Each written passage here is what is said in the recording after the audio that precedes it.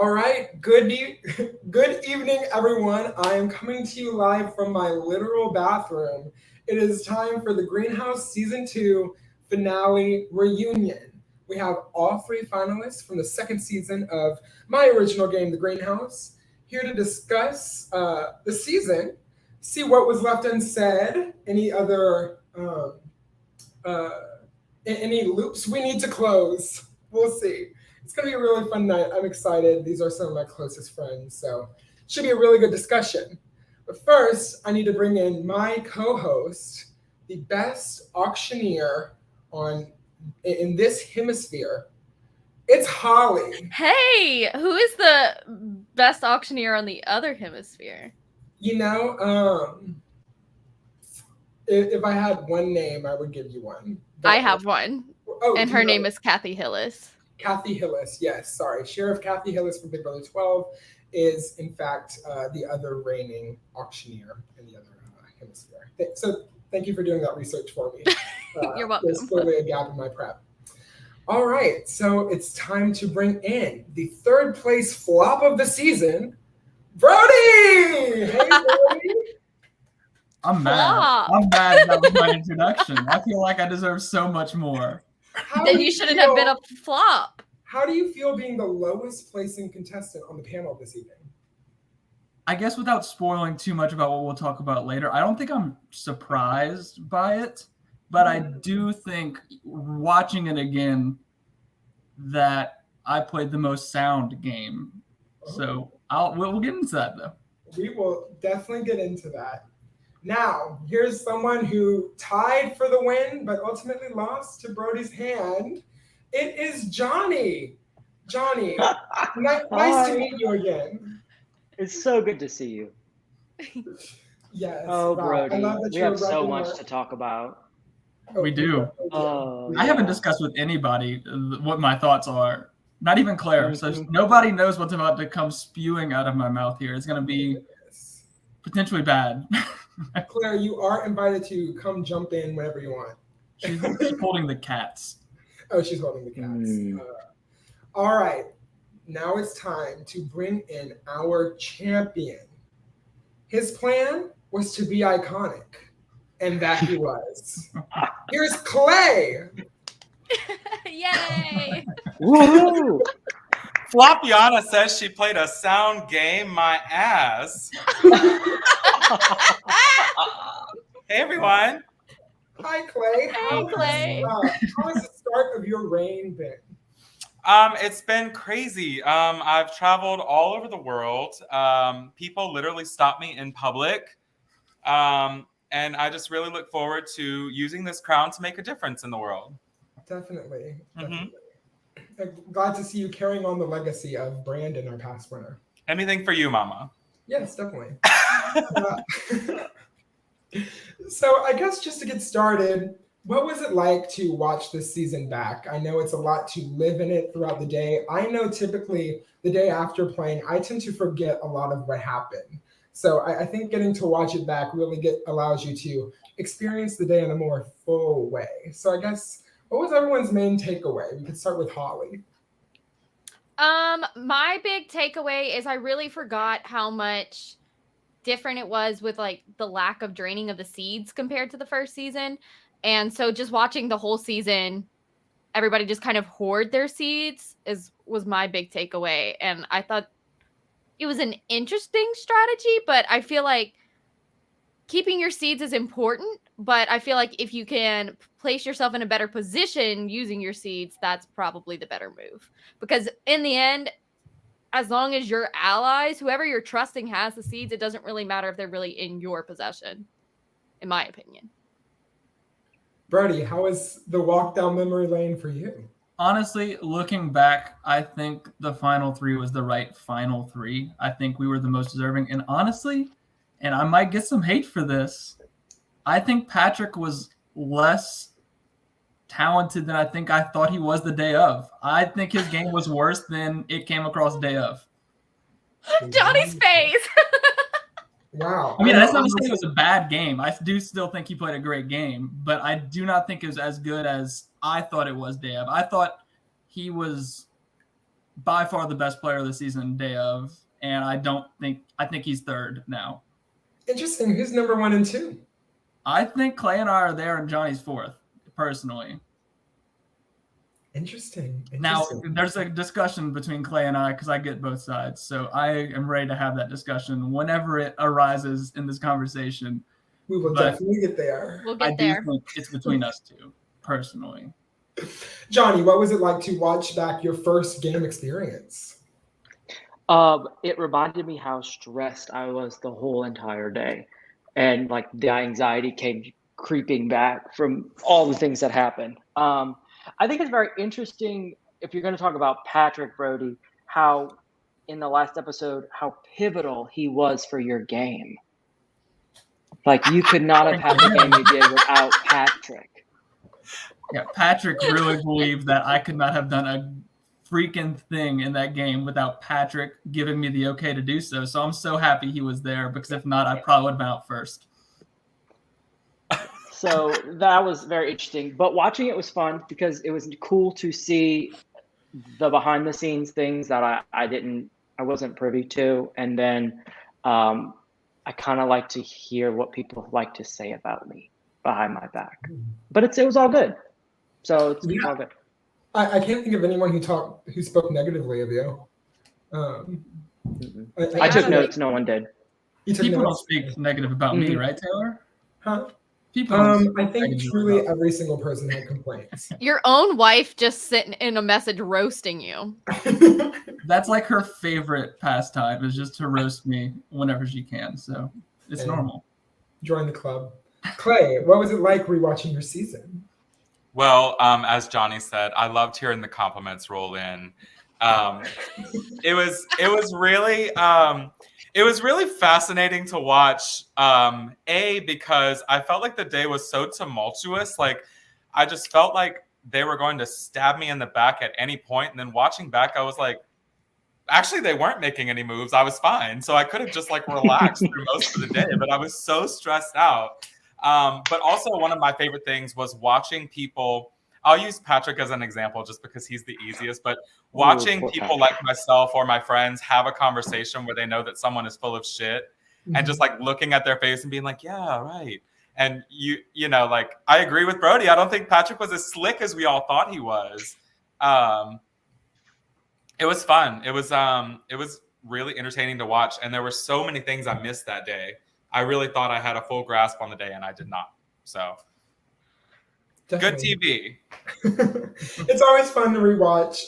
I know, especially as host, I'm not able to catch a lot of the dynamics because I'm setting up the different challenges and preparing for votes and everything. So it's always very interesting to see just how active the players actually are. I was impressed across the board. So, I mean, I guess since Patrick keeps coming up a good bit, I wish he joined us here tonight. I should have invited him earlier. That's on me. But was Patrick robbed? No. He was blessed to get as far as he did. I disagree with y'all. Just saying. Hollie just loves to disagree with everyone, so that's okay. I think that if you look at it from a gameplay perspective, he did some very good gameplay. But I think socially, he really shot himself in the foot pretty early on. And I know that throughout the day, even when I sort of played along with the narrative of like, oh, maybe we'll do an all guys Final Four. Like I never trusted Patrick. I never intended to work with Patrick. And you could literally see him like talking to you as if it's, you know, like a super personal conversation, and him like run over to the other group. Like it was so transparent. Yeah, go ahead. I think a lot throughout the season, Patrick and I got paralleled, and I think the big difference between us is I think that Patrick plays a game to where if he's going to get to the end, he's going to win. And I think he planned it so that he was going to be there with Laura and with Maddie. And if he got there with them, he was going to win. Like, there's no question in my mind. I'm voting for him in that situation, and he wins. And I think the difference with my game is I'm going to get myself. You play to lose.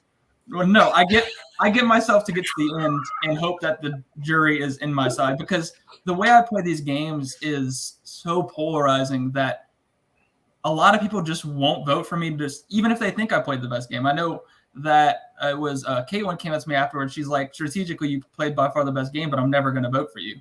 And I understand why. Like, it's not like I'm previous Brody that's like shocked that I didn't win this game. But I would rather go to the end with people I'm okay losing to, that I feel like played a good game and like a game that I respect. And I would rather, if I'm going to lose, I want to lose to someone who I respect, not someone who I think got there because I dragged them there. And I don't think this 3 got there because I dragged them there, if that makes sense. Okay, so you said, I do think you really did benefit from Patrick being in the game, because it split that target that would normally be solely on one of you between the two of you, and it lessened the target on both of you. Second of all, I think Patrick was playing from the standpoint of Brody's playing his optimal game to win, and I don't think you were. And I think that's where Patrick's game was faulty, was because he was relying on the fact that you were playing to win. Correct. When making his decisions. I play to get to the end because I think I have as good an argument as anybody when I get to the end of, I played a great game and here's my reasons. And I think I can get to the end and potentially win any jury, but I think I could also get to the end and potentially lose any jury just as easily, if not easier. And so my strategy is never to get there with people who didn't play the super, super strong game. I want to get there with people who played a strong game. That way I feel like I'm competing. And then I also feel like I have a chance and they feel like they have a chance. There are people in that game who, if they got to the end with me, I think they would have felt like they didn't have a chance. And they don't think they ever get to the end with me without me basically forcing hands, which I didn't do to that full extent, I guess. I think what I really like about Patrick's game is that I agree that I think socially is where he struggled the most. I think most people did not trust him because I think for whatever reason, the way that he kind of speaks to people, you could tell that he's actively trying to schmooze you.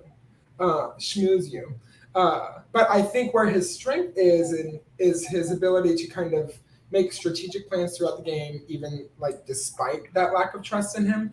I think especially in the final 7, you see that strength whenever he argued to Brody why Victoria should go. I think it was one of my favorite lines of the season when he said that that Victoria wouldn't pick either of y'all over Clay or Johnny, but that Maddie would pick both of y'all over Clay and Johnny.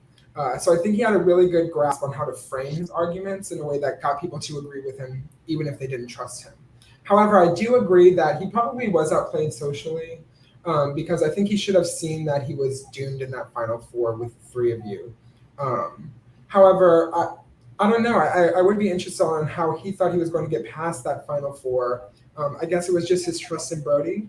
I really think he saw it as, okay, if we want to win, Brody's optimal move is to take out Clay. So why would he not do that? I disagree with that, though, because I think Patrick in that situation, if it's me, Johnny, and Patrick, I think Patrick gets more votes than Clay did outright, because that jury was so tailored to Patrick, either between his gameplay and then also the people on the jury. A lot of people didn't want to vote for Clay that worked with Clay because he did turn against them. He voted against most of them.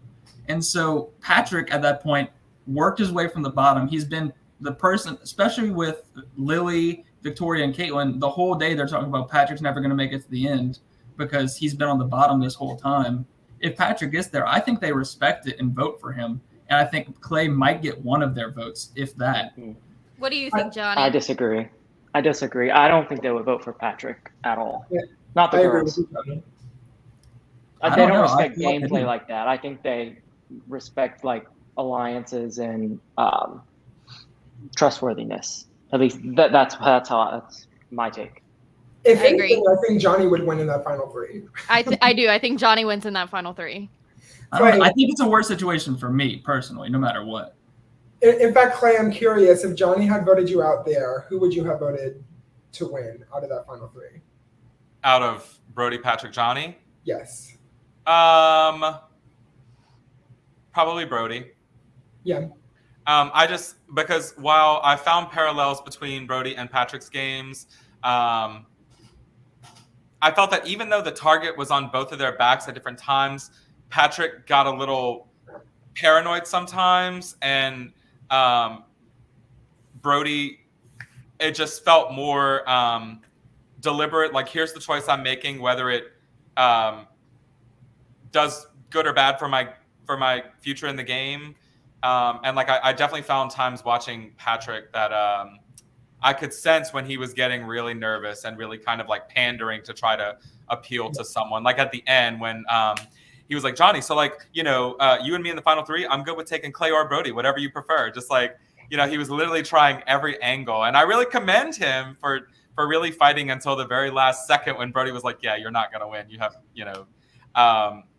but I do think jury-wise, if I had not been final three, I felt even very early on that this was a very noble jury, and they were very, very focused on respect and character and kindness and all of those little frou-frou things that, so I don't know if they would have voted Patrick. I think Johnny would have won. I agree. Johnny, in that day when making that decision to cast the final vote to banish, talk us through that decision, because I think reading the jury is always very difficult to do. So I don't think it was that obvious that Clay was going to win out of this final three, or that necessarily you would have won it the other way around. So I guess what was your main motivation behind that vote, and had you considered the levels of jury threats there? Okay, so yes, I did think about doing like how to divide it up to do either just me and Clay or me and Brody. I was never going to take Patrick ever, because I at least respected my alliances that much to have at least one of my final twos with both my final twos came, but one of them. But yeah, I thought about trying to either take Brody or Clay, and I had a feeling Clay was going to win, but I didn't. I trusted Clay 100% the whole time. Brody, I didn't trust you the whole time on some things. And so I felt like for me, I respected Clay enough, and I was like, oh, he's coming with me no matter what. Now, I'll let you in on a little secret. There's like an awkward pause when I'm trying to vote Patrick out in the final four. I don't know if that was edited out or not, but it's because I forgot his name. I did not know his name. I remember that. I remember you really paused, and I thought that I was like, oh, he's about to make a move, and then you voted out Patrick, and I was like, oh no, he forgot his name. I could see it. But Johnny, I saw it on his shirt. I was like, oh, it's Patrick. I am super curious because day of never once crossed my mind to go to a final two with you. But I do think that is my ideal path at that point, is to go with you, because I think it's really, really close between us. If I pitch that to you at that time, what are the odds you entertain it, I guess? But go back on that. If you pitch it to me, what do you mean? To go to final two with just me and you, because we had all the seeds to do it. Like between you and I, we had all the seeds, and we very easily could have tied it and booted Clay and Patrick. I know, looking at it, that was one of the big takeaways, is I wish I did it, because I think you and I are very, very close, and our games are so opposite that I have no idea where the jury goes. I still think you win, most likely, but I do think it's closer than otherwise. So if I were to pitch that to you, what are you thinking? I might have given it more thought, just because there was a lot of moving parts. That's 3 other people that I'm trying to work through with seeds. And at that moment at 1 a.m., my brain wasn't at 100% capacity trying to figure out how these seeds worked. So I would have given it maybe a little bit more thought, but at the end, I didn't know how Clay was going to vote if I kicked him off. And I figured he would vote for you. Which clearly would have been correct and was probably the right choice by you. Mm-hmm. Right. So, well, you still lost, but. Right. Interesting. I think when it comes to the jury itself, I'm interested if anyone has specific reactions to Lily randomizing her vote. Yeah, I'm pissed. Do you have any comments on that? I'm pissed. You just played a game. I understand why. You were one of the big we haven't heard from Clay in a second. Yeah. I thought it was a very dramatic move, and very unnecessary, because even though maybe things didn't go in her favor, I feel like she still should have gotten all of the answers that she needed during the jury, deliberation with the final three and with questioning. And I feel like I could not have been more apologetic about the whole thing. So it's like, if you're mad at me, or don't like the way that Brody played, like, I don't know, vote Johnny, or, if you don't feel like you want to vote for Johnny, just like vote for someone. I just thought it was kind of like shitty for the three of us for her to be like random number generator. Like, fuck off, Lily, just choose someone. You know what I mean? But I think that it got a little more emotional for Lily watching the jury roundtable, because she was just I think really gagged when she found out that it wasn't Caitlin who voted against her and it was me. And special thanks to Thomas for really pointing that out to her. Shady. But I don't know. Watching her vote, I was like, I honestly wish she just would have like abstained or something, because I was like, this is annoying. Yeah, I would have let her, but I didn't want it to be I didn't want it to be a potential tie, and I think it was very close, a three-way tie, and I think it. Whenever she voted, it could have been. Yes. And I'm curious. How did you guys feel watching the jury roundtable? Was there anything that surprised you that anyone said or was saying or had questions about? Yeah, I thought it was interesting that Caitlin wasn't sure that if I was completely loyal to her or not. Because I felt like I was 100% honest with her the whole time, and like outside of Brody and Clay, she would have been my number 3 in like trustworthiness. But I'm glad that in the end, I think she figured it out that I was completely honest with her. But that was kind of shocking. Yeah, I was kind of surprised. I think going into the final jury stage of it, I really thought that I had Patrick, Laura, and Carlin locked. I thought Patrick was lying to Clay to try to get me to sway at the final 4. I thought that was him trying to manipulate me one last time of, I'm going to vote for Clay if you vote me out here. And I really thought that I had those 3 locked, because I thought Patrick and Laura and really all 3 of them were more of the gameplay. You played this a very strategic game. You weren't the frou-frou, let me hold your hand, let me feel good, like make you feel good while you're going out kind of thing. And Carlin was that way, but I expected, I think, differently from Laura and Patrick. And so I think at the jury roundtable, thing that shocked me the most was Laura talking and her really being as negative as she was about my game, and kind of being like, yeah, it's a good game, but it's Brody. This is what I expected. Like, I personally think that's a BS answer, because if I repeat it, I think it's just as impressive as if I do it once. But I can also understand that she has now been at the losing side of that 2 or 3 times, and I'd probably get frustrated with me too if I lost. So, well, you did lose. Mirroring that, Brody, I found it fascinating, because I thought for sure I would have Carlin's vote, and that I would struggle to have like Laura and Patrick's votes. So then when they were 2 of my 3 or 4, whatever we want to call it, and then you eventually choosing me as well, I was like, I feel like I got the votes of the 3 people who value like strategic gameplay the most, versus like all of the friendship votes I thought I was gonna get. So I found it really interesting. I guess not how they flipped, but I guess how they really interpreted everything. Listening to them talk about it, I don't know. It was interesting, because I kind of thought that a lot of things that happened during the day were very black and white, and they happened, and that was how they went down. But I think that a lot of people interpreted things that happened during the day very differently. Yeah. And not even some things that affected them personally, just some things that they sort of went up to bat for that. I don't know. Like I said, the jury felt very, very noble. I don't know. That's just the only word I can keep thinking of. They were just like so. I thought there would be more flips, I guess.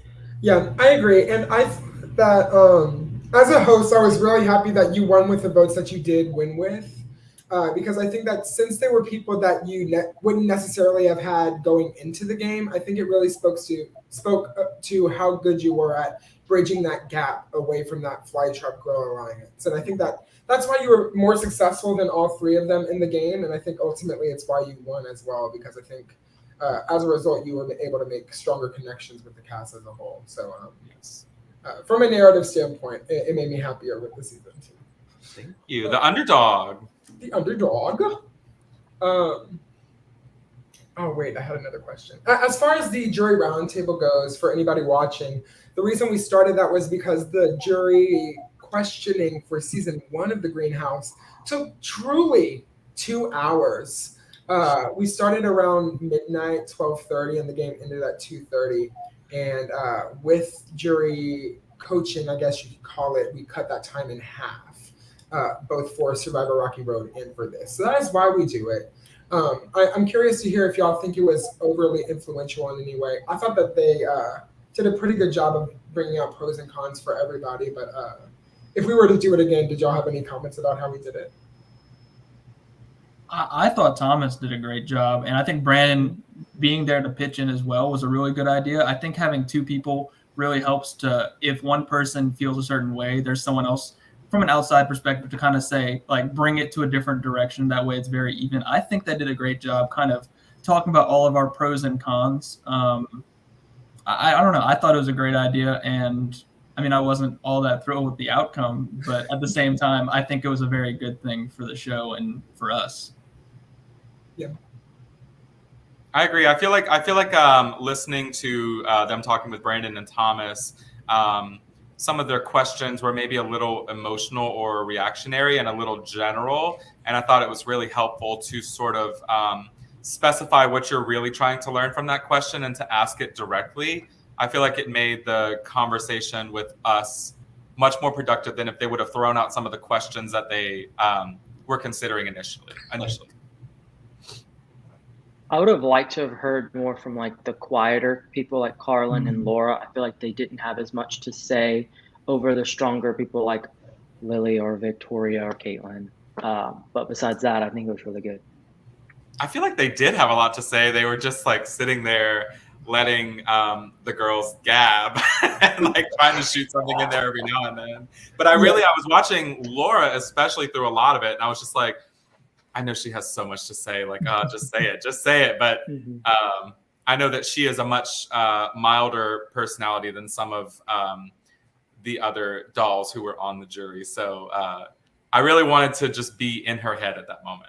Well, Clay, I think you brought up a really good point. I think the main benefit is that it actually makes the final questioning productive and not well, here's why I should have won from the jury's perspective. Because I feel like a lot of times the jury just starts talking about like why they should have been where you guys were. Mm-hmm. And I feel like it actually produced like productive questions that could have actually swayed somebody's opinion on the game.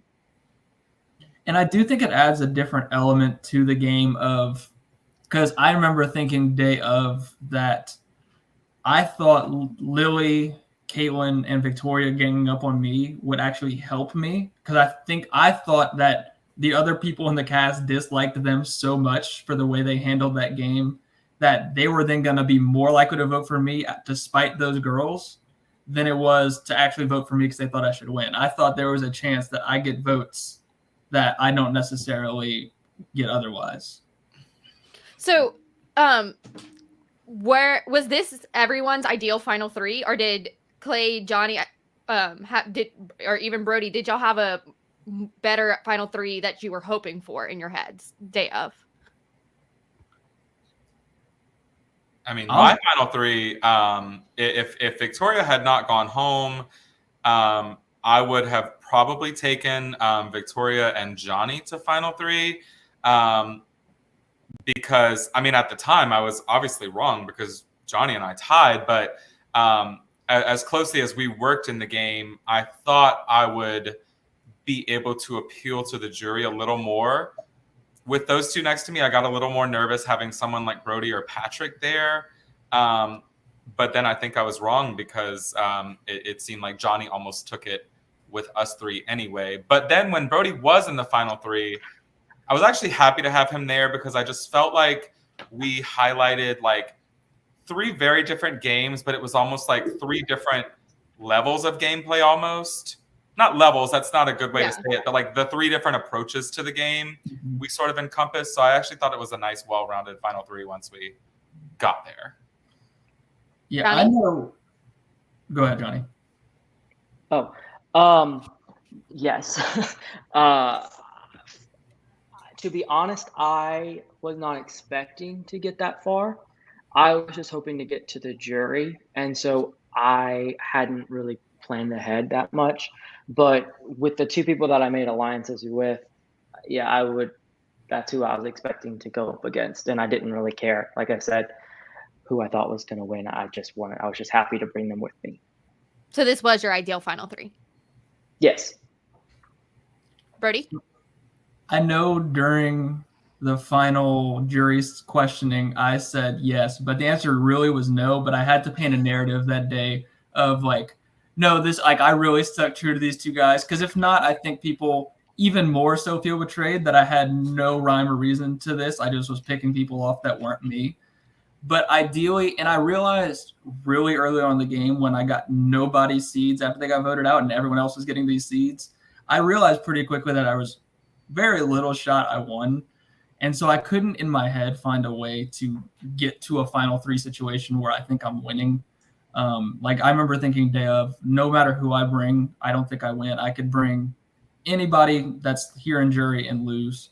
And so the first time I really thought about it was at like final six, but I think Maddie putting me up with the final daisy chain really screwed me over because what I wanted to do there was vote out Patrick or Clay there and then vote out the other one at final four and go with Maddie and Johnny was really what I wanted to do. But as soon as Maddie put me up, I went into defense mode and 100% was just a matter of keeping myself safe, not about getting anybody else out. Yeah, I think that was probably your best final three, at least at that point, because I think the Clay votes don't go to Maddie, they go to you, probably. Yeah. In my opinion. But Taylor, I know you had mentioned wanting to ask Brody about like when was this you constructed this narrative during his final speech about yes. That was one of the most frustrating parts for me editing because all of a sudden on episode 19, y'all started talking as though y'all made a final three on day one. But I looked through all the footage. I literally have dealt with all the footage, and I never heard y'all refer to yourselves as specifically a trio that was made as a trio and not just kind of like something that broke off of the original Big Alliance. So I would like it to be, I would like to have the record set straight that I didn't edit that out. No, I don't think it exists. I don't think you edited anything out. Yeah. I mean, I definitely had a final two with Johnny, but I also was fairly certain Johnny had a final two with Clay. And so kind of the way I played was I had to like negotiate these other deals and like weave them into my own gameplay. And I trusted Clay. I went to Clay very early on and said like I wanted him and Victoria were the two out of that group that I really wanted to work with. And so I had set kind of in my mind that was a final three, but 100% of the jury, it was just a matter of me pitching it to them so they can feel like that Brody wasn't going through the game just picking people off that weren't him. Because I think if I go about it that way, it's looked upon even less fondly and more of a you are a psychopath and you are just crazy. And I think if I pitch it as these are the people I really trusted, then maybe I get back in somebody's good graces. Clearly it didn't work, but that was my thought process. I mean, I'm pretty sure we talked, like you said, our final two was early, but that never was videotaped. So like there's no proof. Because I do remember watching and I'm like, gosh, the viewers are not going to know that Brody and I are working together because there's no talk about it. Yeah. Ultimately, I do warn all the players to try to get everything on camera. So we'll see. There are so many like last minute little things that you want to hurry up and get across to someone that watching back, I was like, damn, I can remember all these things happening. And like, we didn't have time to get a camera over and to stop what was happening. And so it's like, if there could be a camera or a mic on all of us to really catch it, I feel like there might have been a lot more clarity. We were like really in the bad habit of like whispering as we passed by or like things like that. I felt like early on, I started talking to Brody and Johnny. Brody, more so because I was trying to feel him out to see if we actually could work together throughout the game. Johnny being attached to the Flytrap girls kind of early on, we naturally kind of gravitated. And I really wanted to work with Johnny early on. I just really needed to feel out how open he was going to be to severing the tie with the relationship with the girls, the Flytrap girls. But I feel like once Victoria was voted off, that was when I really started pushing the idea of us as a final three to feel like I was like putting something on the table that was very feasible and a good idea to happen, in hopes that Brody wasn't going to go haywire and like side with somebody else. So I feel like that's really when that conversation started for me with the three of us being a potential final three. I have this note to talk about later, but I do feel like there are a couple of rules that went over my head that day. And being the idea of being a final two was definitely one of those. Like that never crossed my mind in that round or any round before it. So, I mean, it could have been a very different turnout had we really thought about that. But at the moment, I was thinking it was going to be three, and I just wanted to be one of those three. And hopefully that it would be these two with me.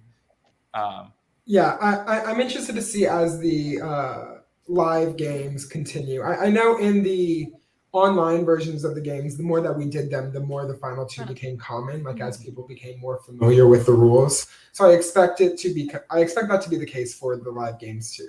So hopefully with time, we'll see more of that. Thank you for clearing that up a little bit, because I know Brody, like that was his final three pitch. And like 2 episodes before that, he was like, I really don't know who I'm going to go with or who I'm going to side with. And I was like, okay, girl, which one is it? Playing games until the last moment. I think he was playing his games with his own mind. Like I was like, what is happening right now? Going into that game, I had been in a few finales, and I think I always thought of it as I have to tell the full honest truth here of what I did, because that's the only way I can win. And for some reason, the day of the greenhouse, I thought like these people haven't been watching, they don't know what's happening. Like you got Maddie who just walked in, Patrick didn't have time to talk with him, he's probably the one that knows the most. Like I could lie and say anything and no one's gonna be the wiser. And I didn't think either of these two guys with me were gonna call me out if I did lie. So I was like, I might as well lie. What's going to hurt me? It's not, I mean, worst case scenario, I get 3rd place anyway, and that's the same result. Yeah, I do think Clay is right to say that it formed at the final 6. I kind of tracked my understanding of things too, because I also think that's when Clay really kind of grabbed the reins of the game too, because he kind of spelled out how the rest of things would go around then, and that's how it went. And also, I think it was aided by Maddie kind of dropping the ball at the final 5. I think she meant to make a big move by putting up Brody, but really she kind of solidified the standings of everything in a way that I don't think she understood she was doing. Clay would have been the big move to make there, and I think it would have happened. If she picks Clay, I think Clay does go home. I agree, and I think Maddie makes the final 3 in that point. I do as well. I honestly stopped breathing for a minute whenever they said Maddie needed to nominate someone, because I was like, this is how I go. This is where it happens. And then she said Brody, and I was like, work. Okay. No, I agree, because I think that was your most vulnerable point. Yeah. Because Brody had been flipping side to side, and I think at that point, if you had kept flipping, I think you were the next person to take out. Absolutely. Things. So I guess one thing about Maddie is that one of the people watching the show commented on how I was giving her an invisible edit, like a purple edit. And I swear I love to put as much of everybody in the show as possible. Just some people aren't on the camera, like aren't filmed in as many scenes. So I guess on that line of thinking, What are some things that we didn't see on the show that you wish made it? Whether because I left it on the cutting room floor or because of little side conversations that just didn't make it. I think, like using Maddie specifically, there were times where I know I wasn't the only player who did it, but there were times where I felt like we were all kind of mama or papa bear, like who would take someone like Maddie and be like, okay, so you need to start being on TV. So, like she would kind of approach a group, but then stay at a distance. And it's like, okay, either don't come around here or just interrupt and be a part of the conversation, or if you're up for elimination, go talk to people, go talk to everyone, even if they aren't on your side, just like really start talking. So I feel like we were all kind of helping each other out along during the day. And a lot of that didn't get caught on camera. I know that sort of borderlines on production, but I almost felt like it was it would have been an interesting thing for the audience to watch, because I think there were times where we did sort of put the gameplay on pause for a second and we're just humans to people. And so there really was a nice rapport among most of the cast members, especially from jury and beyond. We really were all talking, all having a really decent time together. And I think, just to add on to what Clay is saying, is I think that like atmosphere of like helping each other out is a big reason why a lot of seeds weren't burned. Because I think everyone really did feel like, oh, this person helped me in this situation that isn't game related, so they really have my back. When I think a lot of people didn't separate these moments of helping you on a personal level with helping you in the game. I agree. I think season 1 was a lot more adversarial than this season. I think everyone played a lot more individually in that one, while this one, I think especially that Flytrap Girl side of things was very unified, and everyone else outside of that didn't really combat that in a way that they needed to, until it was either too late or until the three of y'all flipped, and then the Flytrap Girls didn't do anything to combat it. So I think it ultimately became a much, I think that's the exact read to have, Brody. I think that's a good insight. Johnny, what about you? Anything you would have liked to have seen on the show? I agree with both of them. Like especially in the beginning, there's so many moving parts and there's so many people, and there's not the same amount of cameras as to people. So like there's a lot of relationships and things that the camera people didn't quite get, and that's not their fault. But like, for example, no one would understand why Gabby gave me her seeds, because not one time had the camera seen that Gabby and I were talking, but we had been. And so that was just one example that came to my mind about like not seeing kind of something about what's going on in the game.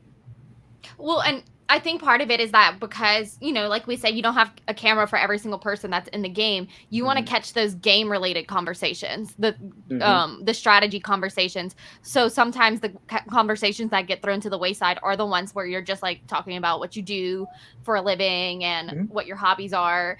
And because they don't necessarily directly impact the game, but it does impact your personal relationships that you form with those people. Yes, especially theater. It makes people so nervous.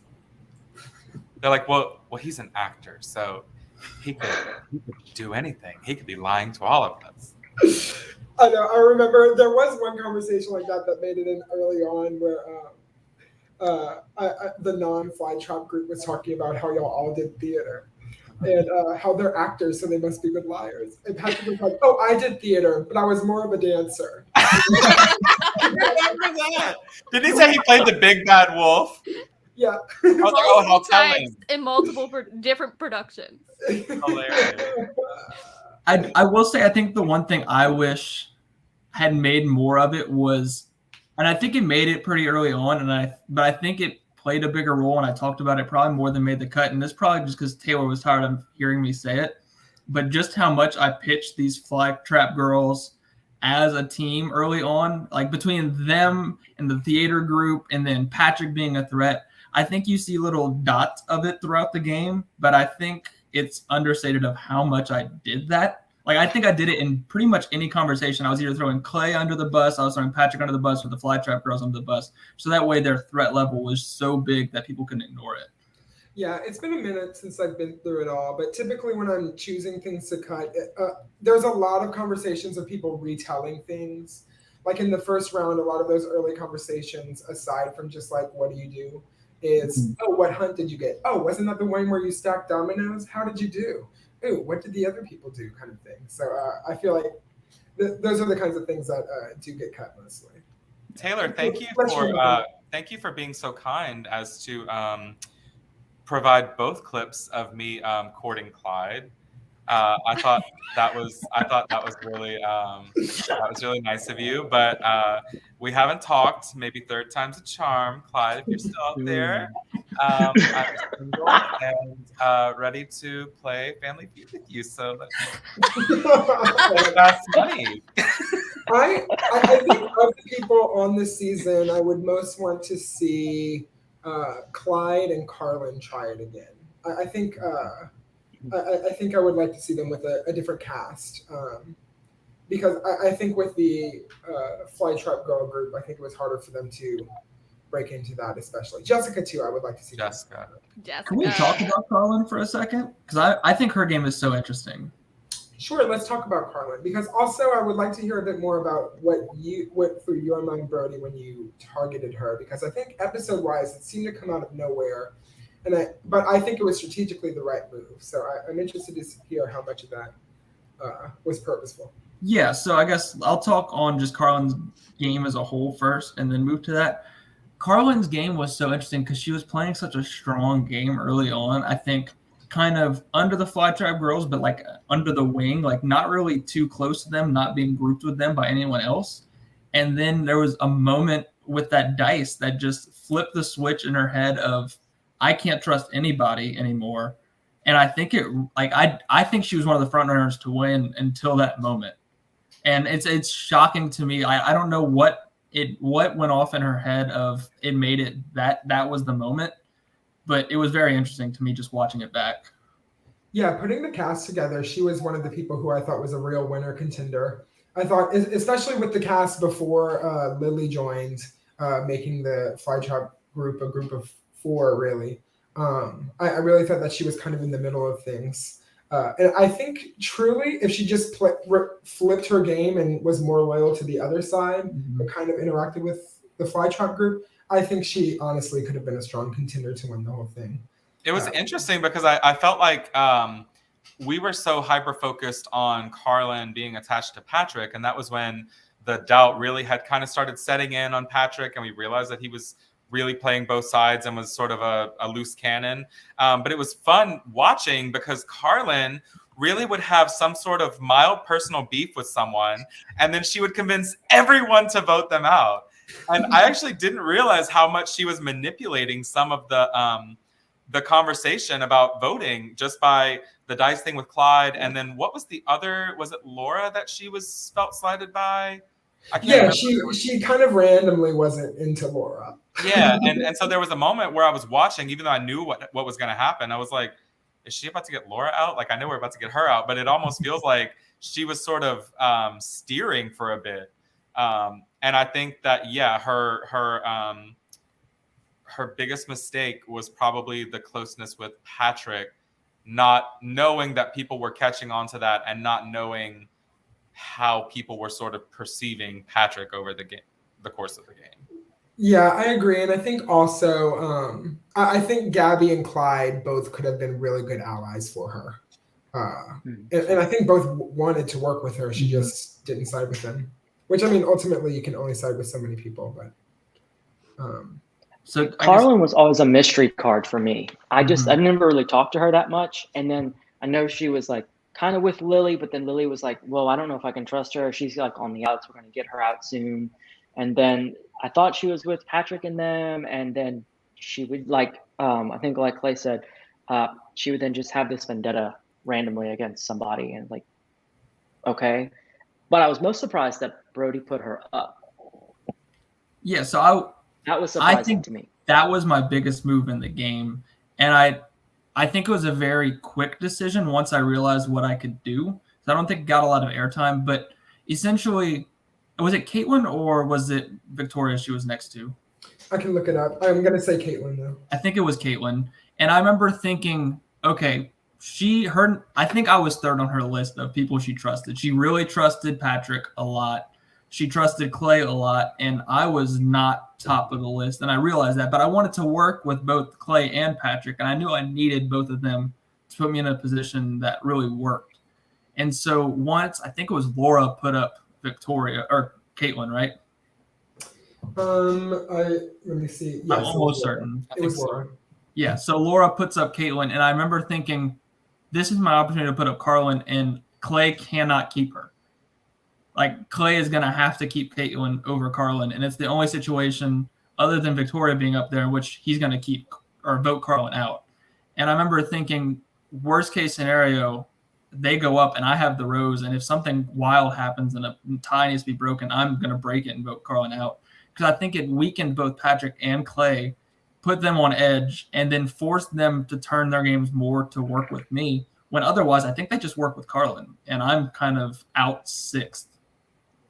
Yeah, I think that's very fair. I think it enabled you to work the middle in the way that you did because it kind of created the middle. Because I think Clay and Patrick didn't have much of a reason to work together otherwise. Would you agree, Clay? Yeah, I think so. I think that for me, definitely, I was I felt I was on good terms with Carlin. And whenever, I do think it was you, Brody, who initially sort of planted that seed in my head of like, Carlin is going to you, but she's going to Patrick last.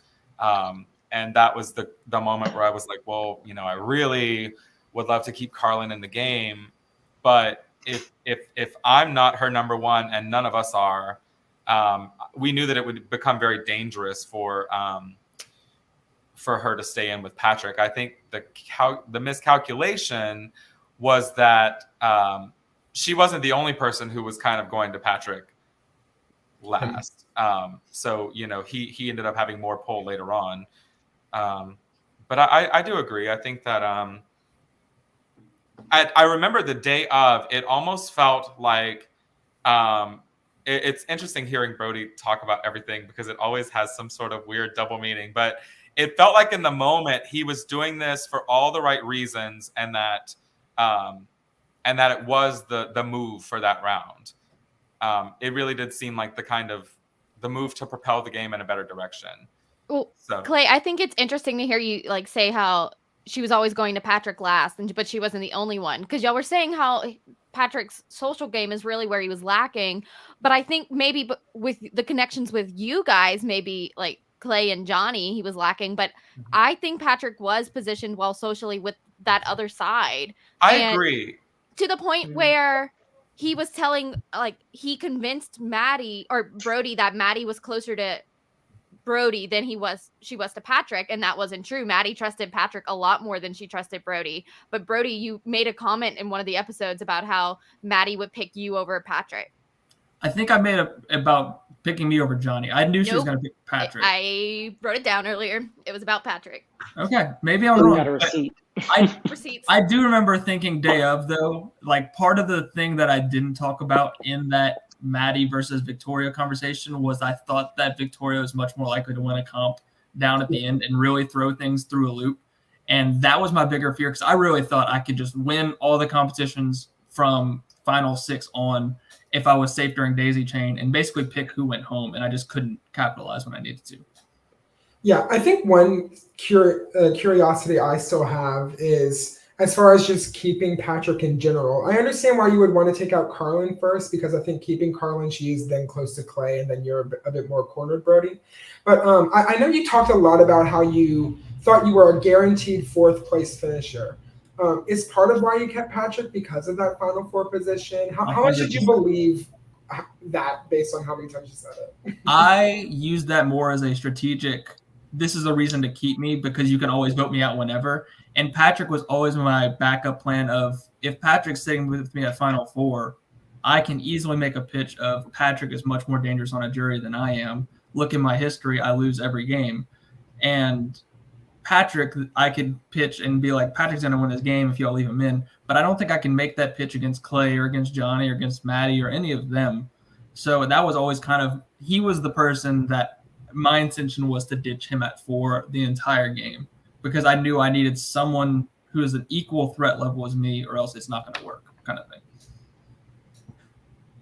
It was frustrating to watch the game and to sort of be yelling at myself on screen, like, get Patrick out, get Patrick out. Why were we not more hyper-focused on getting him out? And it was interesting because the day of, we really, and I'm not saying that Laura did not have some sort of pull on that side because she definitely did, but we were all hyper-focused on Laura being the leader of the other side. And watching it back, it was really Patrick.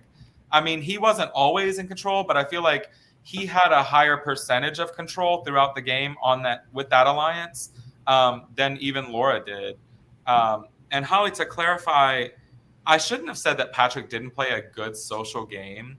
I think how I should have worded that, he was very social on his side of the game.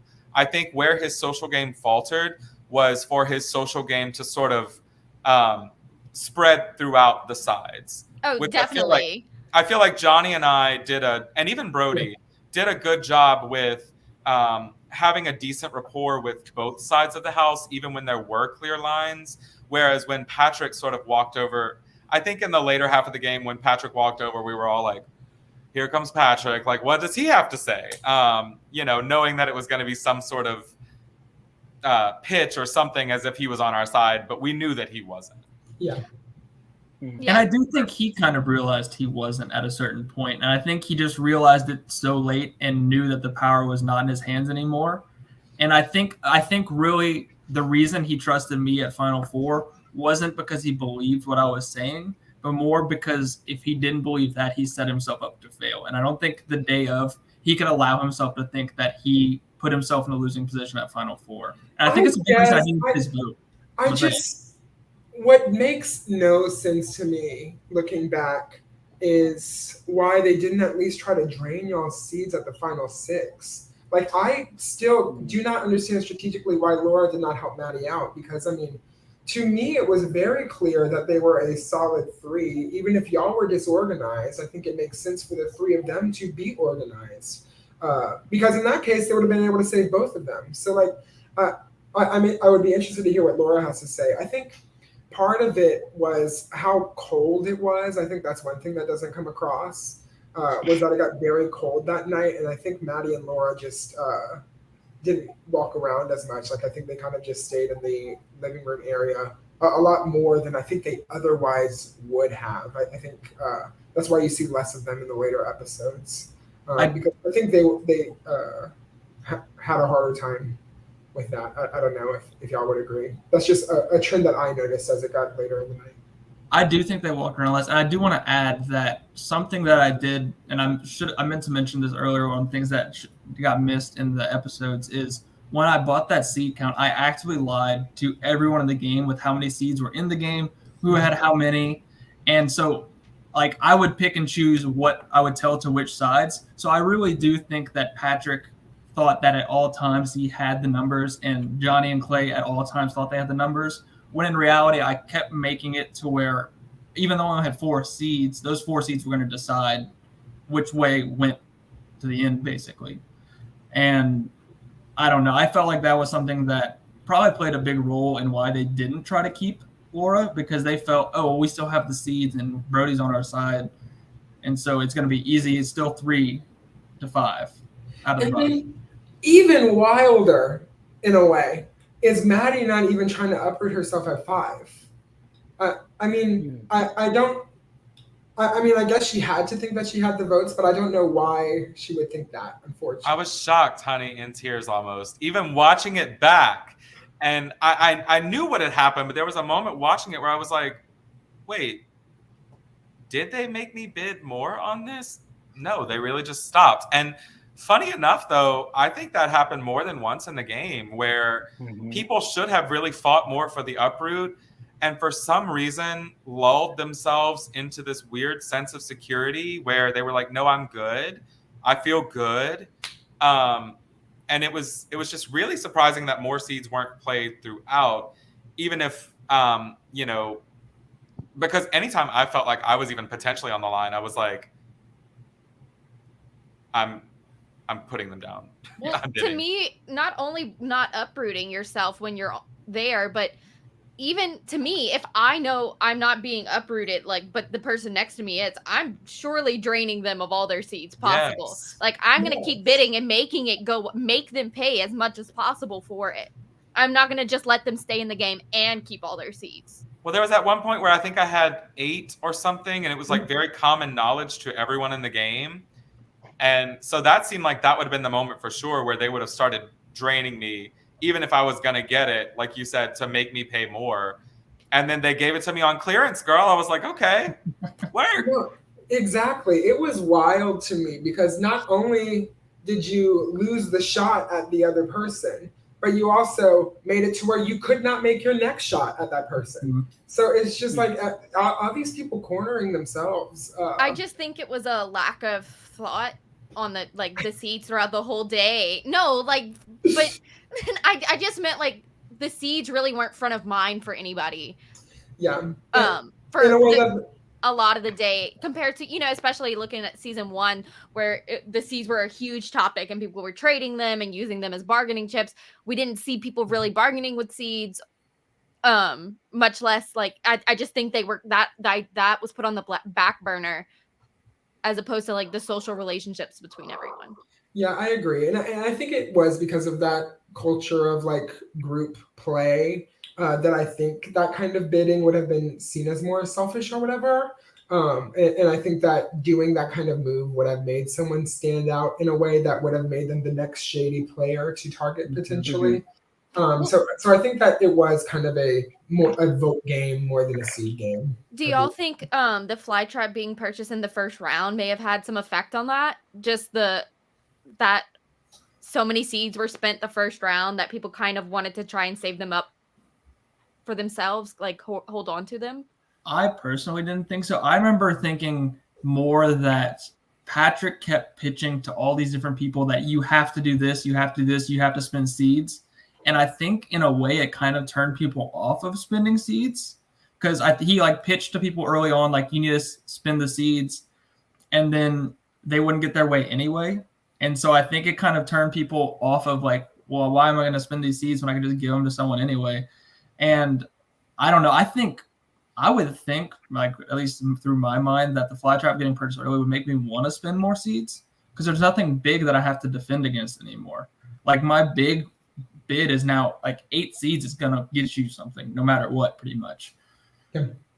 So I feel like if it wouldn't have been purchased, if the fly trap would not have been purchased so early, I do think that people would have been more focused on seeds. I think that I would have been more focused on having a large amount of seeds, and I would have been more nervous about others having a larger number in their pot.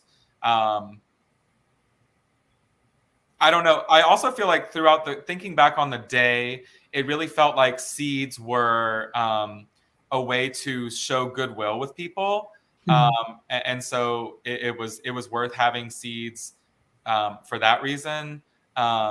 And I think that we were all sort of hyper-focused on the fact that having a large amount of seeds at the end would be beneficial to our game without focusing on the fact that we needed to be draining others of their seeds for the same reason. Clay, I think you bring up a good point. Because it was played in the first round, people didn't feel like they needed to be worried about them. And I think that might be why it got put on the back burners because, that big ticket item was gone. So you didn't really need to focus on the seeds, I think was a lot of people's thought process. Especially when max for an uproot ended up usually being 5, I think was the highest one that we really got to. So I think if we would have seen one of those bidding wars go higher, maybe that would have snapped us into, okay, we really need to start having people lose their seeds. I still, to this day, don't quite wrap my head around drought. I was very intrigued by it throughout the game, but I would really be super interested to see that played, to see how that sort of shifts the dynamics of the greenhouse, the game. Yeah, it hasn't been bought yet. I'll have to see how I can tweak it to make it more enticing, but we'll see. I thought about doing it for drama that day, but then I was like, no, I'm really on a good track. I don't want to do anything, because at the beginning of the day, I was all bouty. I was like, I'm just here to stir shit up and be like, you know, drama and icon and all that stuff. But then once I really started playing, I was like, oh, I don't want to ruffle any feathers. I want to stay sweet life of the party Clay. Johnny, I have a question for you. Speaking of seeds and kind of Maddie's debacle and not spending seeds at the final, 5? If Maddie ends up buying Uproot, because they had the seeds to do it at that point, they had more than y'all did. If Maddie buys Uproot and Clay goes up, which I'm assuming Patrick would have put Clay up in that spot, I think both Maddie and Patrick vote out Clay. Who are you voting for? I mean, I would think I would stick with Clay, like to keep him. It would depend on how the conversations were going at the time. Because again, I wouldn't have wanted to just have one vote for Clay and then be the oddball out, and then it's a target on my back and I'm gone at 4. So that would just depend on the conversations and what was going on. Because I guess if Clay would have went, I would have assumed I would have got, like in my mind, I would have assumed I got his seeds, or at least some. That would have given me a bigger stake in the game going forward from there, but I don't know.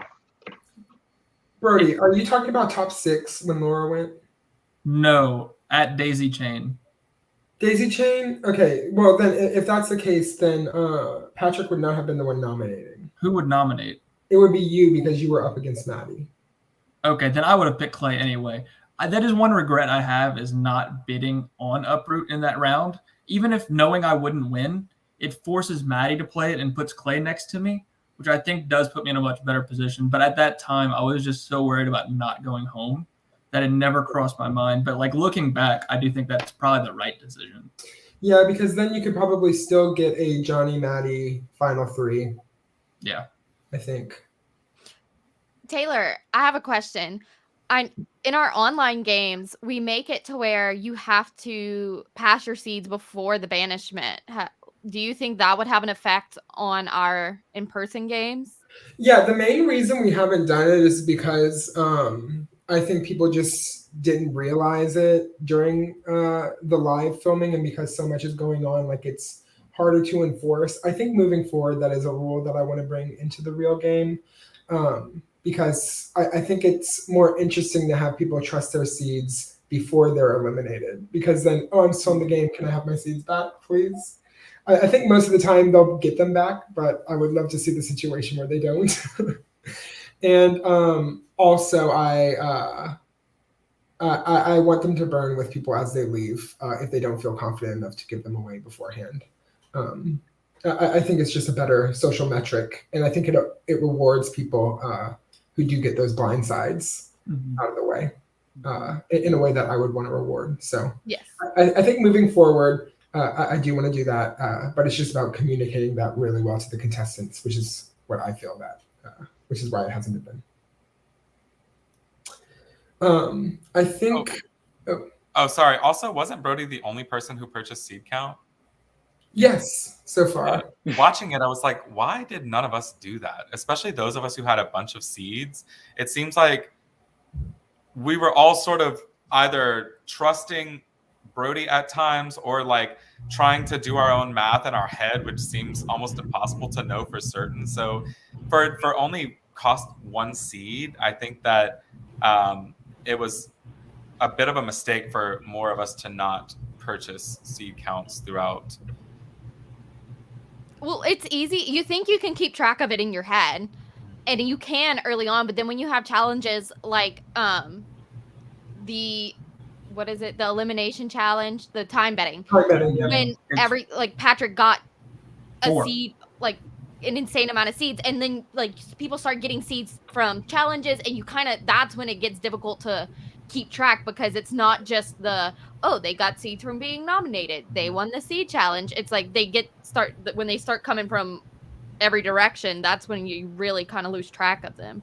And Brody, I'm curious, how helpful was it? Like, did it give you a really good footing in the game to have that seed count? Did you find it was effective? I think it more than anything, I think my count throughout the day was pretty accurate. I don't think necessarily because I did a great job keeping track, but I think because the cast as a whole was really honest with how many they had. But I do think the way it gave me a lot of power is it forced people to have conversations with me that, like, even when they didn't necessarily feel like they needed a conversation with me in that moment, they came to me because they wanted to confirm a seed count or they wanted to talk about it. And then, like I said earlier, it gave me the advantage of I can lie to people about these seed counts. And as long as it's close enough to where it's somewhat believable, no one's checking me because no one else's account. Like, as soon as I bought it, I think not a single person tried to keep a tally anymore because they all trusted that what I was telling them was true. Yeah. And so I think, honestly, for Patrick, it's what doomed his game. Because I think if at Final 5 he realized he doesn't have the numbers, I think he plays differently.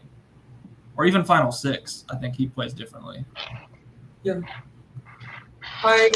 One thing that I wanted to talk about was people's favorite moments from the day. I know personally, my top moment, unquestionably, is the table flip.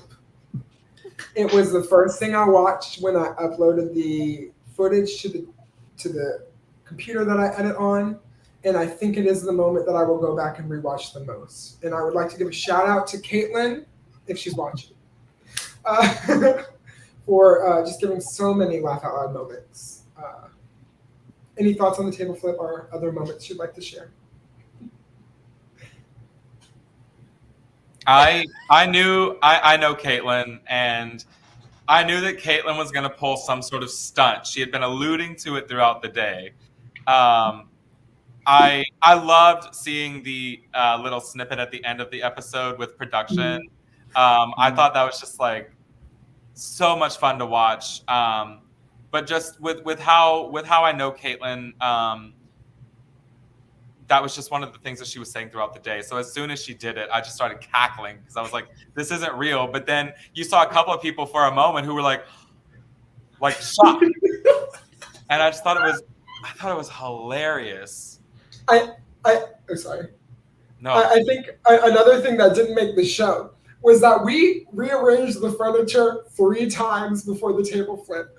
So if you go back and look, you can see that the chairs slowly get wider and wider as we set up the perfect shot. Because at first it was 2 against the wall, and I had been kind of fibbing about why we were doing it. I was like, oh, I think this will just be better for like a wide shot or something, like just pretending it was for whatever reason. But that was something that I wish I had edited in a bit more, but it wouldn't have been on camera.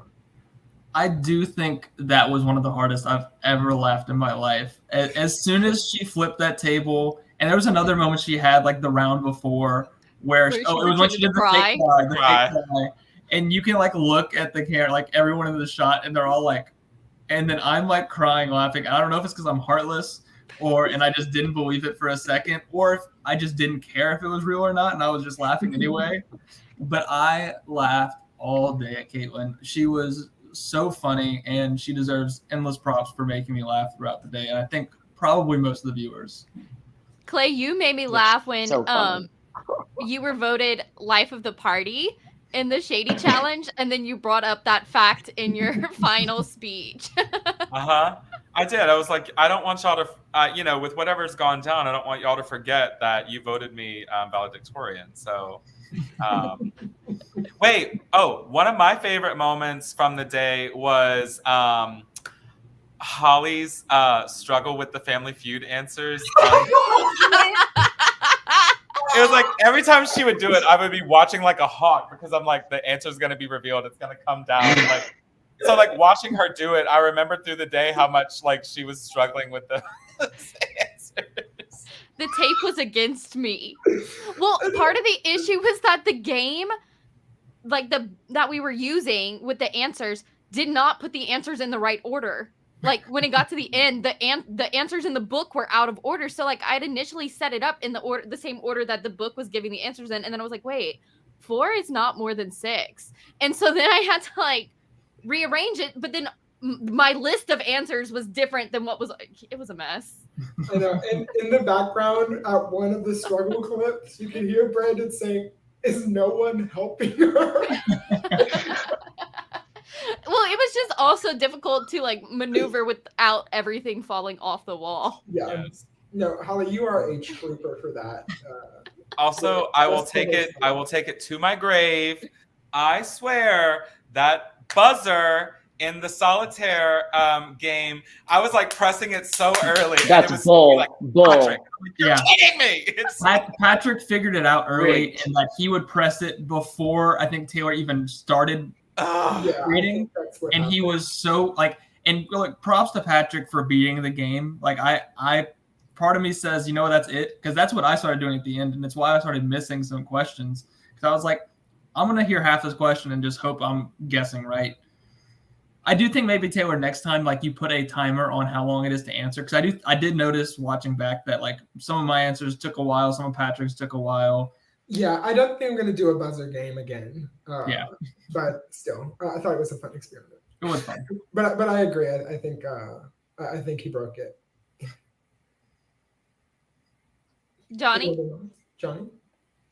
I was actually gonna say my least favorite part, Oh, just Shock. game wise.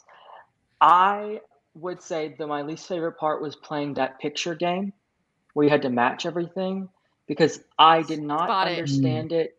Yes, and it took 17 people to explain it to me, and at the end of the day, I still do not understand. I don't understand how Clay got seeds, how I won, how Laura won, like all that. I don't get. So it's just my 2 cents. yeah. Sorry. Something that didn't make the cut on Spot It, which I thought was so funny, is Victoria claiming she is a Spot It wizard. She's like, this is my favorite game. Y'all can count yourself out. You're not making it into Greenhouse. I'm going to go for the 20, and I'm going to get it faster than everybody here. And then she didn't even win to the end. Yeah. Yeah, she really bragged about it when she got back to the group as well. She was like, oh yeah, this is my jam. Like I blasted through the entire thing, and then when she didn't get it, she was like, oh, I should have just done the shorter one. Like that was so ridiculous. I honestly, thought that it was going to be super easy, and I found that to be one of the most difficult things that we did. It was like my brain started like working against me. I would see it, but I like couldn't say it. And then I also never caught that we were supposed to hit the timer at the end either. So I lost a few seconds. I love that game because conceptually it's so easy. What are the 2 pictures that match? But then you start playing and you're like, there's none. I swear. Like I broke the game. And what made me laugh was that Brody picked the longest route and still overall had like the fastest time, or like the second fastest time doing all the cards. And it was So gifted. Everybody else was just so bad. Some people, especially as a late game challenge when everyone's a lot more fatigued. Yeah. But I'd be interested to see what the time difference would be if we did that as the first challenge versus the top 6 challenge, or 7, whenever we did it. I do remember that day feeling like I was screwed in that moment, because I had just spent my 1 seed on seed count right before it, and I now had no seeds, and I was like, this is the first challenge where we actually can use a seed to like help us, and I have none, and everyone else has at least 3. I thought there was no way in hell I ever make it into Greenhouse, and then when I got there I was like, just give me more seeds, because I don't want to make any other moves this round. Yeah, I hope to bring more challenges like that where you could buy advantages. I think that I think that added a fun layer. It did. It also makes it harder to count seeds as well in the game, because if people are giving up some and then they can win some back, and it adds a very complex layer of like it's so difficult to track that. I also liked adding in our little dice roll that Clay purchased. Yes, I love that. Oh, that was cute. I was mad about that too. Because that was another one I was shocked that nobody Clay bid 2 seeds. The odds that Clay bid 2 seeds by himself, the odds that he does not roll higher than a 2, like he has to avoid 1. That's it. What I would do is at least match it, because then if you don't get it, you get your seeds back. Yeah, I just had no seeds. I expected it to be like 3 people matching. Well, I didn't expect it, but that would be the best way to play it. I do think part of it is that the fly trap was used right before, so half the people didn't have enough seeds. Yeah. That's true. And the people who had the seeds didn't feel pressured to get more seeds because the opposition didn't have it. I also thought it was hilarious that nobody made a move on it and they were just going to let it go by. And then I roll a 5, and then all of a sudden they were like, well, Clay has 7 seeds, so that's really worrisome. It's like, well, bitch, you could have too. Like, why didn't you vote on this? Like, stop acting like I'm the villain because I was like, well, if nobody's gonna do this, I'll take it. Oh my goodness. No, I I definitely could have lost, or what? I could have only lost a seed. Would that have happened, or would I have gained? Yeah, the worst thing that could have happened was you lose 1 seed. Right. One. That was the worst case scenario. Wild. Really? I think I would bid 3 seeds. I Three wouldn't is go the higher top. than 3. But I don't know. I just thought it was an interesting take by the cast. I plan to bring that back eventually. I thought it was fun. I think it'd be interesting later in the game, maybe round 4 or 5, when people actually have some seeds established and they know if they're on the outs or not. Right. Like, could you imagine that happening on like a fly trap bidding round? Oh my God, I'm scared. But Spooky. I think one more question that I wanted to get to. I have 2 more. What is there anything I would have done differently looking back now that you've seen the whole season, if at all? A few things. First, I probably, like going in the beginning, I would have fought harder to save Gabby because I feel like that would have been a good ally going forward, a better bridge between me and the other group. Because I also think she was a good player and deserved to stay a little longer, but just situation happened. And then I guess I'd probably try and make 1 or 2 bigger moves, if you will, to try and gain more respect out of the jury.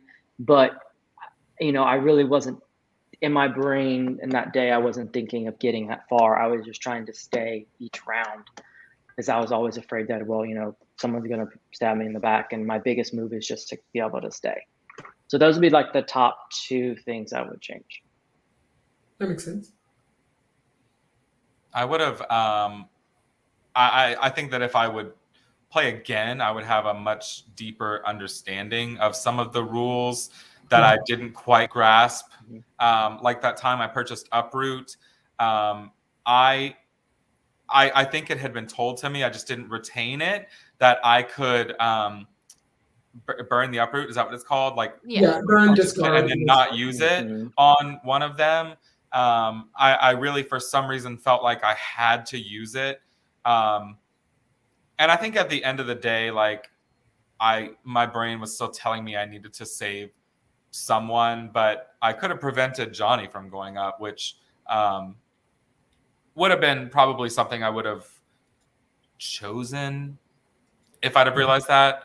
And I also, like we said earlier, I wish that I would have really known about the possibility of a final 2 versus a final 3, because I think if there would have been a way to make that work and I knew how, I would have probably pitched that to Johnny, even if that was to my detriment. I think in the moment I would have maybe said, is this the moment where we want to drop Brody? Yeah, I think all of my changes would have been from the final 5 on, kind of what I've talked about already. And I think a lot of people are probably expecting me to be like, probably the way I voted people out and like made them feel like, but I do think that me doing that is the reason so many people trusted me in the game. Because once you're out of the game, it looks really shitty that this person was so upfront and like basically told you to your face you're going home, and it makes you feel terrible. But I do think the people who remained in the game, it allowed them to feel like they could trust me more. Like, I don't think Clay trusts me as much in particular if I don't tell these people, or like when Lily was going home. If I don't tell Clay, Lily's going home here, be on the right side of the votes or it's going to look bad on you, I don't think Clay wants to work with me as much. And so I understand from a jury perspective how terrible it looks and how it basically puts me in a position I can't win. But I also don't know if I ever get to the final 4 without doing that, because I think it makes me that much more of he's just a strategic threat. He's not on my side, where I think I kind of managed to convince everyone that I'm still on your side, even though I just voted out your number 1 ally in Carlin. I'm still working with both you, Clay, and you, Patrick. And I told you my reasonings, whether they were true or false, up front. And so I don't know. I think most of my changes end up coming right around the final 5, either with using seeds or manipulating seeds differently to either get a final 2 or uprooting myself and forcing Maddie to use it or something along those lines. Brody, I really think your biggest thing is you need to just pick allies that are less charismatic. Because you bring these people that are so likable to the end with you, and then it's like, you're looking at Clay, Johnny, and Brody.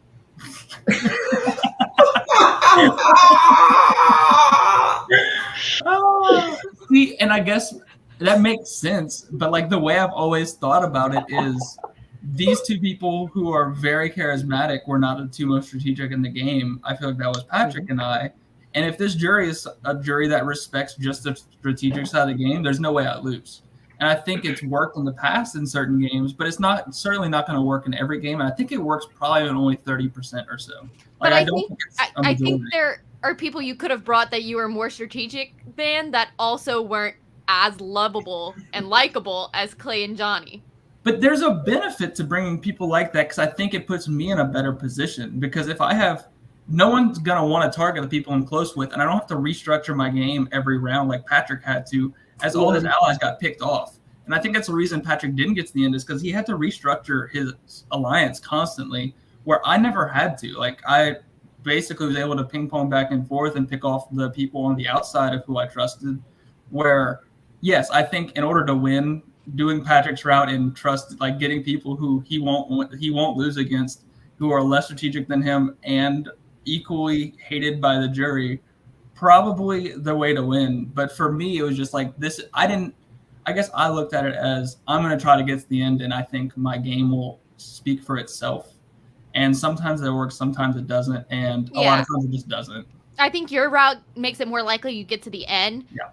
Patrick's route makes it more likely to win at the end. If he gets to the end. Yes. But I think it harder ends up to get there, balancing. but more likely to win. You know. Correct. And I think it ends up balancing because I think I get to the end, I win 30, 40% of the time. I think Patrick gets to the end, he wins 80 to 85. But I don't think he gets to the end. I think I get to the end then probably 4 out of 5 times if I set myself up correctly. Where I think Patrick gets to the end 2 out of 5. And Brody, I will say that you said something along the lines of if the jury would have been people who valued strategic gameplay, you would have been fine. But I do want to point out that 3 of my 4 votes were players who valued strategic gameplay. Well, one of them was me. One of them was you, but 2 of them weren't. So I think it's interesting that I think that almost you can think that something would go a certain way and people could like flip on you, because I thought I would have gotten the other jury. Yeah, it's almost impossible to really predict a jury. You think like Clay, you think, oh, these are my best friends, they're gonna vote for me, right. And you know they don't. Or you think, oh, these are the people I worked with in the game, but I burn them and they won't vote for me, and then they do. It's really almost impossible to like get in someone's mind to know what they're gonna do. I am upset with Patrick and his reasoning for not voting for me. I think it was a little bit. I get what he's saying. Don't take what I'm saying wrong, but I do think there was a self-righteousness of I am by far the best player here. No one could have done this game without me, and I think I played a better game than Patrick, and I outplayed him throughout the game. I do think he had some moves on me that he was better than me at, but I think he never gets Lily out in that situation without me. I think the game looks much worse for Patrick without me in the game than vice versa. And I think his reasoning there was spotty, and I didn't like his vote. The rest I was fine with. Well, that being said, you did give him a very well-rounded option in Clay to feel good about voting as an alternative to you. That is I wish true, we could welcome Patrick right now. Huh? Like, ladies and gentlemen, let's bring Patrick out. I know. I texted him tonight if he wanted to come, but he's busy. I should have given him much more of a heads up. Also, speaking of things that we would do differently, Johnny, I don't know if you would agree, but after watching it back, Brody, we were really aligned with you, but I almost feel like as a cast, we allowed ourselves to be a little naive to not focus more on taking out Brody or Patrick.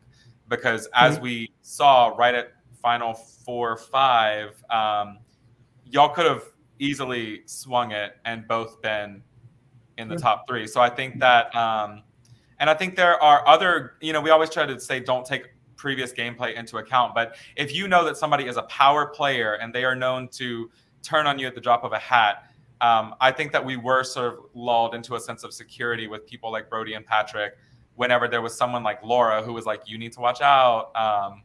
And we were like, no, he's on our side.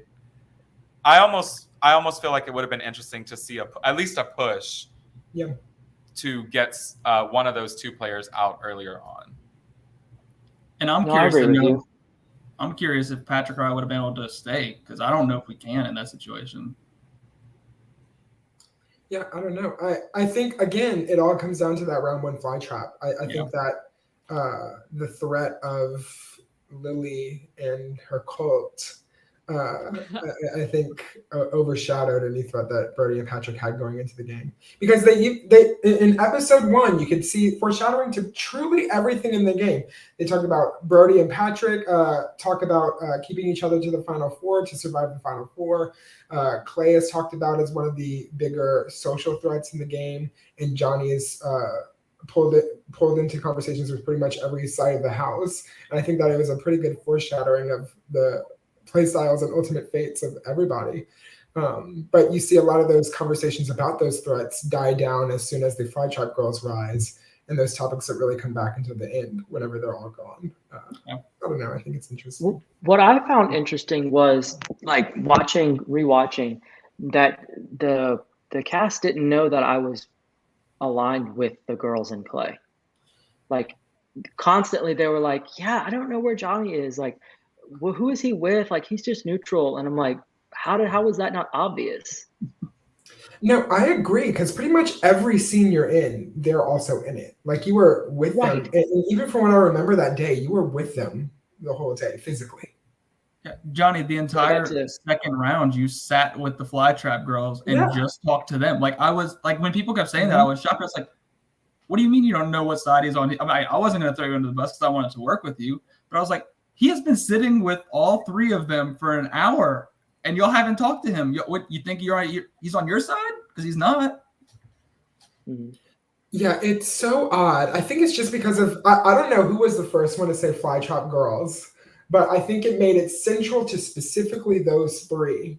So then even though really all 3 of you were with them, y'all weren't interpreted as being all that with them in a way that honestly blows my mind still to this day. But hey, it's a fast game. I even said on camera though, with the physical going to a place as a group to discuss. I think at one moment on camera it was one of the girls, or maybe more than one of the girls, and I even warned them like, "Hey, you guys, like everyone is watching y'all going and talking separately, and it's really putting a target on your an even bigger target on your backs." And that was one of my biggest focuses on not, always being around them as much as I could. So it was funny with everybody being confused about which side Johnny was on whenever he was always with the girls early on, and then everyone thinking that I was so aligned with them whenever I was literally like trying to yank myself in an opposite direction at any time. And I guess that was just the perception. That was one of my takeaways from this season, is how powerful like naming an alliance and continually bringing it up. Like, whether it's true or not, if the whole game was like Johnny, Clay, and Patrick are so close, everyone starts to buy into it eventually, because they're not going to pick up on the times they're not talking, but they will remember those moments where, oh, that is the exact group that Brody mentioned, or that's the exact group that Johnny mentioned to be aware of. Like, that's something I need to watch out for. It, like, just setting those seeds and like putting them in place really makes people's minds automatically go to, oh, that's true. I think people want to affirm truths that they like see. And so if you start making these truths up, people just automatically start seeing them and believing them. Yeah, I agree. And I think also setting those 3 aside as a unit, I think made the other side of things think that it was everybody against them. So that you see people like Clyde and Gabby kind of not really think as aggressively as they needed to. Because it just trusted, oh, I'm safe, obviously, because I'm up against Lily. Everyone's going to vote out Lily. And then, bam, both of them out because I think they didn't dig their feet in as much as they should have. Taylor, also, I don't know if Lily is capable of not being a very polarizing player early on, but I do think bringing Lily back to a game like Greenhouse or Big Brother, if she could make it past the first few rounds without just imploding herself, I could have seen Lily like winning the whole game too. Oh, absolutely. Lily is a top person that I want to bring back from this season. Like, I truly think, even though she got, 10th place, I think she would be on my short list for All-Stars. Seriously. I plan to invite Lily back as soon as possible, for sure. Speaking of an All-Stars, if any of the three of you were to appear on All-Stars, what different approach do you think you would take? It doesn't matter. I'm getting like second to last. No matter what people are voting. Like, even I think the people that work with me, like Johnny might trust me. I don't think Clay's gonna want me in the game, so Clay's voting me out early. If you bring Lily back, I'm sure she'd love to work with me again. I don't know. I just feel like I leave such a wake that if I happen to get a group of people that really don't want to work with me, I'm so screwed so early. I think kind of like what I had said previously, like I would still play the same game because I appreciate my game. Like, I just value honesty and being nice, which is drastically different from Brody's, I know, but and I feel like a lot of people respect that too. So I would do the same, but I would be a little bit more aggressive now that I understand like different dynamics and being able to see the long game here of like, what seeds mean and, uproot and all that kind of stuff. But I would be worried that I would get out because people would think that, like, I guess All-Star would be a lot of the top people. I would just worry that anybody who made it to the end, they would get out first in All-Stars. I don't know if that works. It would be an interesting dynamic for sure. But no, you were truly as close to winning as you could get, Johnny. I think I don't think you would need to change that much. But I like your instincts there. What about you, Clay? Going into something like All-Stars, I think I would definitely play a similar social game because I feel like my sort of finesse with socialization is my strongest asset in gameplay. And I think that as a person, I don't want to say that I am manipulative, but I feel like I have a very sort of convincing way of saying things. So I'm not necessarily steering people, but I think that even if I was playing super dirty, I could have people believe that they could trust me until I did something very tangible against them. Yeah.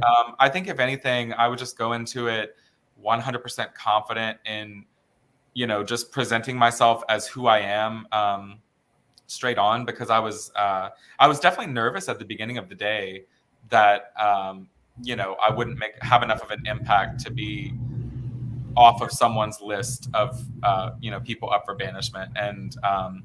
And I think that in the first round with Jessica and Maddie, like, had I not specifically gone to them to sort of like talk to them and make them feel that I was, on board to work, I think that I could have easily been one of the names versus one of the other, eventual Flytrap girls. Yeah. So, this game was interesting because I knew so many people from the outside. But I think if I was walking into a game where, whether I knew people or not, I would just make more of an effort early on to talk to everyone and to just be less scared. I guess it makes sense. I do think one change I make is I probably take more of the Patrick approach of like really ingraining myself with one side. I do think it's pretty rare that you get the opportunity to ping pong the way I did. Like, I think that was more of this is a path that's available to me kind of decision, where typically I would probably rather ingrain myself like Patrick did, really take one side and kind of hope to steamroll with someone else like me in the middle, just kind of taking off people that I didn't really care about. I follow. And also just looking forward to the Greenhouse season 3. what are some things that y'all would like to see come up in the future? Any other, I guess, comments of things we'd like to see in the future of the series? Holly, you could go first. I'm sure you have ideas. Okay, so I do, like we said earlier, I'm looking forward to having players have to give their seeds away before they banish, because I feel like it really forces somebody to put trust in someone else while the game's going on, which is really reflective of the end game. So that's probably my biggest thing. And I would also love to be able to eventually do a 2-day game and have 16 players. Johnny? I agree. I love the 2-day game idea, especially if that's like an all-star thing, because it it takes longer. But I guess maybe when did the rows with the blocking votes end? Did that end after 10? Yeah, it ends after Daisy Chain. I really like that idea though of being able to block votes longer than just 10. For me, I just like that, because it's a bargaining chip, and that's one of the reasons why I was happy about it, because I got Brody and Caitlin's block votes back to use as instead of seeds. Well, and if we had a 2-day game with 16 players, it could probably still end at 10, but that's that many rounds instead of just the Right. first few, because after that it just becomes numerically an issue, right, Taylor? Yeah. Yes. The one thing that we have done is put a tulip petal in the seed shop, so you could bid on the ability to block one person's vote.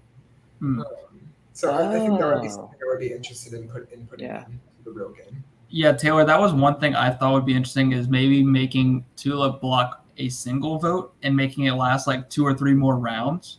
I do think that adds a complexity, or even like block a vote and get 1 seed kind of thing. Like you block 1 vote and get 1 seed during it.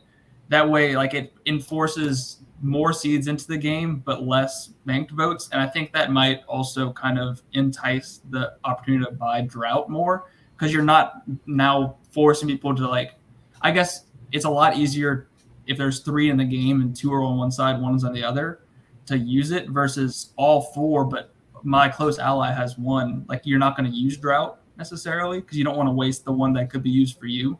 But I think if there's 2 on the other side and 1 on your side, but it's not like your super close ally, I could see a situation where that's bought.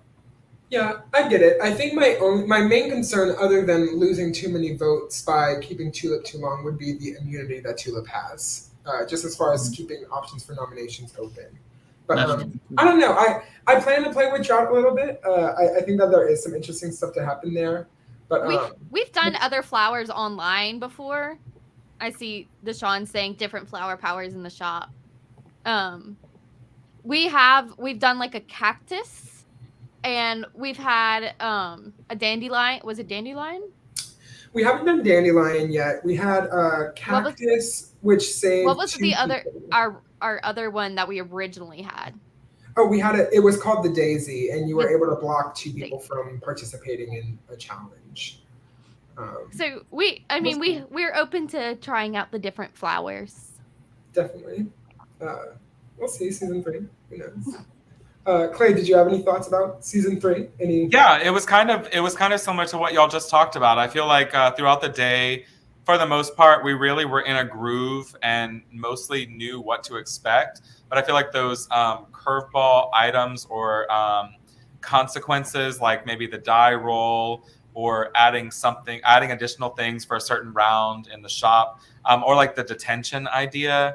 I feel like those sorts of things really kind of shook things up and maybe threw a wrench in some people's sort of flow of the day. So I don't know, maybe I'm just an anarchist, but I'm like, let's go Cutthroat Kitchen with it. Like, let's throw sabotages everywhere. Yeah, no, I agree. I think those are all really good ideas. So we'll see. I don't know. The series is still very young, and I have season 3 is going to be great. I'm really excited about it. I hope to film it very soon.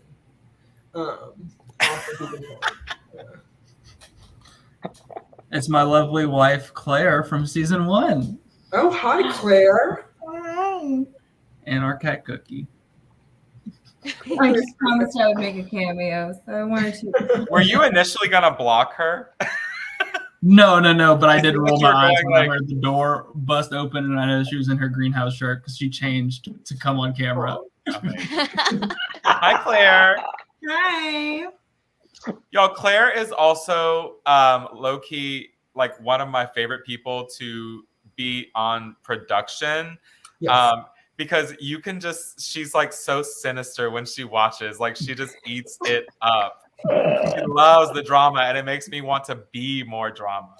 Oh, definitely. No, I it's think- so fun. My favorite moments in the day are like Taylor and I trying to fill each other in because we're like both catching bits and pieces of conversations because like I'm kind of stuck by the auction set and Taylor's usually like setting up challenges, and so it's like finding moments where there's no players around so we can go whisper about like trying to like guess as to what's about to happen.